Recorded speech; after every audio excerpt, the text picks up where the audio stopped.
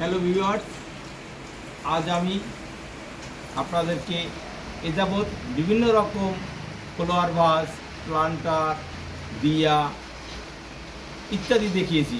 আজকে সম্পূর্ণ একটু আলাদা আইটেম, যে আইটেমটাকে বলা হয় ডিফিউজার, অর্থাৎ অ্যারোমা অয়েল বার্নার।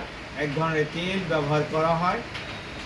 সেই তেলটা ব্যবহার করলে পরে সামান্য তাপ দিলে পরে টোটাল সেন্টেবল হয়ে যায়। সেই পটটা কীভাবে তৈরি হচ্ছে সেটা দেখুন।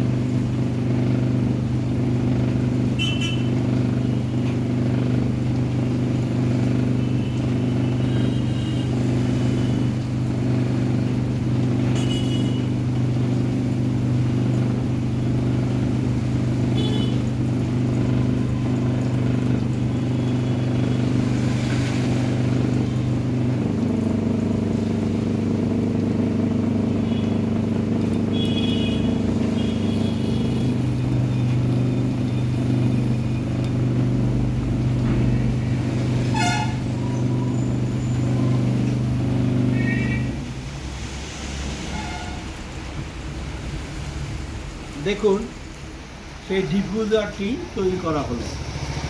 এখানে উপরে তেল থাকবে, এখান থেকে সামান্য কাটিং করে একটা পকেটের মতো, একটা দরজার মতো বের করে দেওয়া হবে।